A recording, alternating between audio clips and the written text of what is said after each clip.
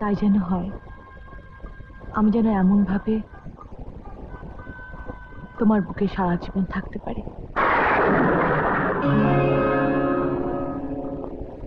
কাঞ্চন কুমার, আমি বিশ্বাস করি না, এটা নিশ্চয়ই ওই তান্ত্রিকের কোনো প্রকার চক্রান্ত। মন ভার করে এত কি ভাবছো? ভাবছি কমলার কথা। এত ভাবনা কেন চিত্রা? কমলা আমার একমাত্র আদরের মেয়ে। ও এখন ছোট নেই, বড় হয়েছে। তাছাড়া প্রজারা ওকে খুব সম্মান করে। আমি ভাবছি কমলার বিয়ের কথা। তুমি তো প্রজাদের নিয়েই ব্যস্ত থাকো, এবার একটু কমলার বিয়ের কথাটাও ভাবো। ঠিকই বলেছ, আমি শীঘ্রই কমলার বিয়ের জন্য পাত্রের সন্ধান করব। কিন্তু কমলা এখন কোথায়? সখীদের নিয়ে বেড়াতে গেছে।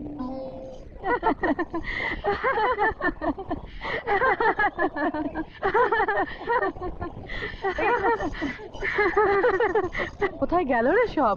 কোথায়?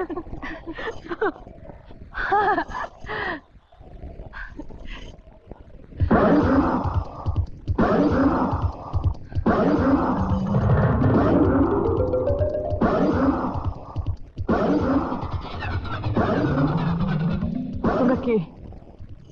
এখানে কি চাও? তোমাকে চাই। তোমাকে আমাদের সর্দারের কাছে নিয়ে যাব। তোমার মতো সুন্দরীকে পেলে আমাদের সর্দার খুব খুশি হবে। চলো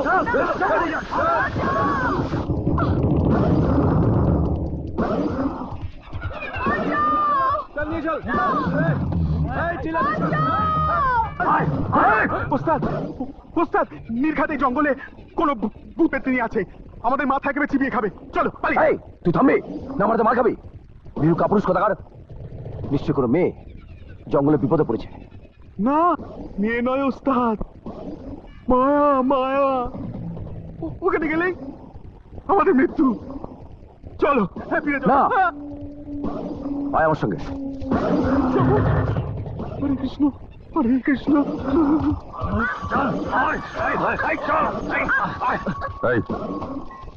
ওকে ছেড়ে দে।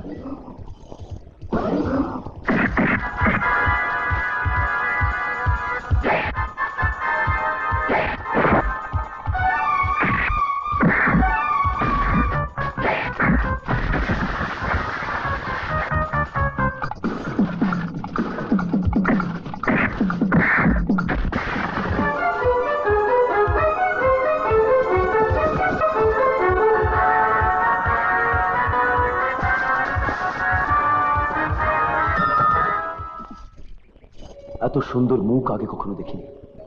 নামটা জানতে খুব ইচ্ছে করছে। আমি জানি তুমি কি ভাবছো, আমার নাম ঠিকানা জানতে চাও। তুমি আমার মনের কথা কি করে জানলে? আমার মন তো চাইছে তোমাকে হৃদয় দিয়ে ভালোবাসতে।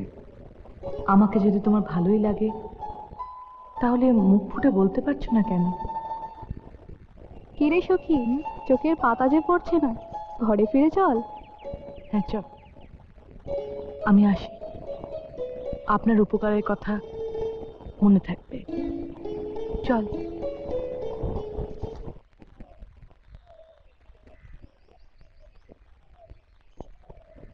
এবার আমাকে বিদায় দাও কুমার। মা বাবা আমার জন্য অস্থির হয়ে উঠবেন। কমলা, প্রথম দেখাতে আমি তোমাকে ভালোবেসে ফেলেছি। জীবনে মরণে তুমি শুধু আমার। কথা দাও, আমাকে ভুলে যাবে না। আমার চোখের দিকে তাকাও, দেখো সেখানে শুধু তোমার ছবি। আমিও তোমায় ছেড়ে বাঁচবো না কুমার। এবার আমি যাই। চাই না,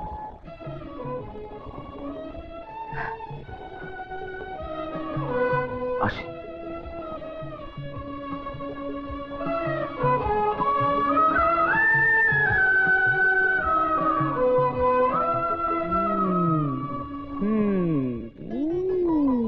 ওস্তাদ, অনেক দূর চলে গেছো।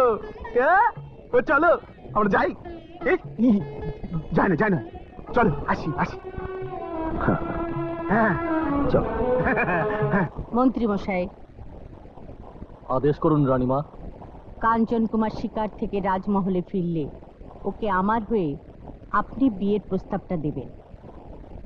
কাঞ্চন কুমারকে বিয়ে দিয়ে আমি রাজ্যের সমস্ত দায়িত্ব ওর হাতে তুলে দিতে চাই। যে আজ্ঞে রানীমা।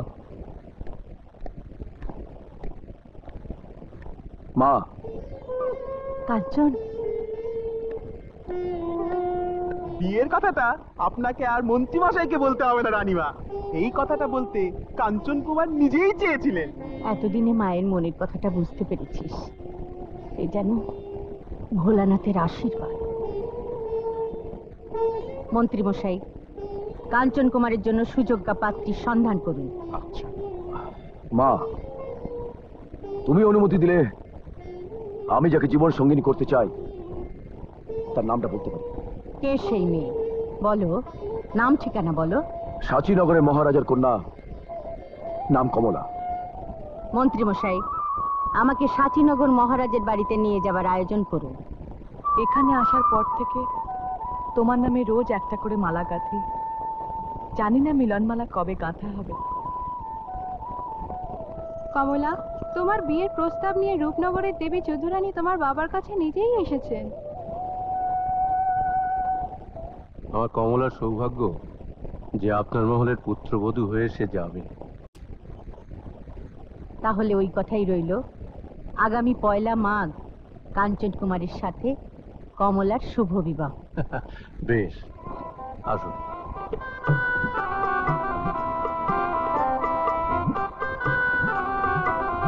বাবা কাঞ্চন, কমলা আমাদের একমাত্র আদরের সন্তান, চোখের মণি। ওকে আমি তোমার হাতে তুলে দিলাম। দেখো কমলা যেন জীবনে কষ্ট না পায়। কথা দিলাম, কমলাকে কোনো দুঃখ পেতে আমি দেব না। ওর জন্য সব দুঃখ আমি সইব। কমলা, এবার বাবা মার কাছ থেকে বিদায় নাও। জয় বাবা ভোলানাথ। তোমাকে ভুলে গিয়ে কাঞ্চননগরের রাজা যে পাপ করেছিল, সেই পাপের প্রায়শ্চিত্ত করার জন্য কাঞ্চন কুমারের জীবনে এখন সময় এসেছে। ভোলানাথ, আমি আগামীকালই কাঞ্চননগরের রাজপুত্র কাঞ্চন কুমারের কাছে যাব। তাকে তার পিতৃ ঋণ শোধ করার কথা বলবো। কি গো, একা একা এখানে দাঁড়িয়ে আছো? আমি মহল থেকে তোমায় খুঁজে এলাম। বারবার কমলার কথা মনে পড়ছে। কমলা আমাদের একমাত্র সন্তান, ওকে ছাড়া তো কখনো থাকিনি। মেয়ে বড় হলে শ্বশুর বাড়ি চলে যায়, এটাই তো নিয়ম। জানি চিত্রা, আমি সব জানি। তবু পিতা মাতার মন তো কিছুতেই মানতে চায় না। তুমি ভেঙে পড়ো না গো, আমরা নয় কিছুদিন পরে কমলাকে এখানে নিয়ে আসবো। তুমি আশীর্বাদ করো, ও যেন সুখে থাকে, শান্তিতে থাকে। কুমার, এত সুখ আমার কপালে সইবে তো? কমলা, তোমার এই সুখ আমি জীবিত থাকতে কেউ কেড়ে নিতে পারবে না। তাই যেন হয়। আমি যেন এমন ভাবে তোমার বুকে সারা জীবন থাকতে পারি। কাঞ্চন কুমার,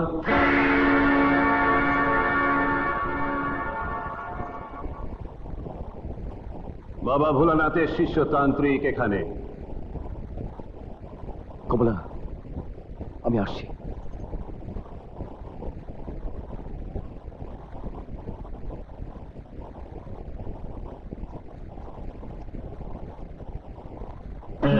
জয় বাবা ভোলানাথ। আপনি আপনি কি বাবা, কি মনে করে আমাকে স্মরণ করেছেন?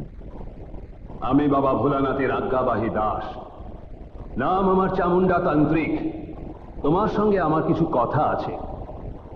বলুন তান্ত্রিক। কাঞ্চন কুমার, আমার ভোলানাথের আশীর্বাদে তোমার জন্ম। তোমার বাবা ভোলানাথের মন্দিরে প্রতিজ্ঞা করেছিলেন নীল সরোবর থেকে নীল পদ্ম এনে ভোলানাথের পুজো দেবেন। তোমার বাবা প্রতিজ্ঞা ভঙ্গ করে মৃত্যুবরণ করেছিলেন, কিন্তু ভোলানাথের প্রতিজ্ঞা ভঙ্গের জন্য পাপের ভাগ তোমার কাঁধে দিয়ে গেছেন। তাই তোমাকে সেই পিতৃ ঋণ শোধ করতে হবে, নইলে রাজ্যে মহামারী লাগবে, হাজার হাজার প্রজা অনাহারে মারা যাবে, রাজ্য ধ্বংস হয়ে যাবে, তুমি পথের ভিখিরি হয়ে যাবে। বলুন বলুন কিভাবে এই পিতৃঋণ আমাকে শোধ করতে হবে তান্ত্রিক? সেই নীল সরোবর থেকে নীল পদ্ম এনে নীলকণ্ঠ ভোলানাথের পুজো দিতে হবে। নীল সরোবর যাওয়ার পথের ঠিকানা আমাকে বলে দিন। আমি 7 দিনের মধ্যে নীল পদ্ম এনে বাবা ভোলানাথের পুজো দেবো। ওই পথ তো 7 দিনের নয়। নীল সরোবর থেকে নীল পদ্ম আনতে তোমার 12 বছর সময় লাগবে। তবে সেই যাত্রাপথে তোমার সঙ্গী কোনো নারী হতে পারবে না। যদি পিতৃ ঋণ শোধ করতে চাও তাহলে নীল পদ্ম আনতে তোমাকে আগামীকালই যাত্রা শুরু করতে হবে। জয় বাবা ভোলানাথ।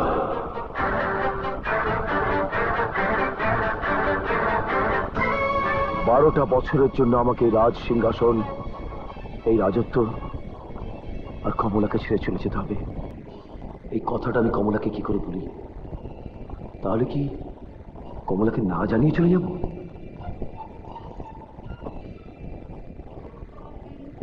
আমাকে একা একা রেখে বাগানে আমার কি কোনো অপরাধ হয়েছে কুমার?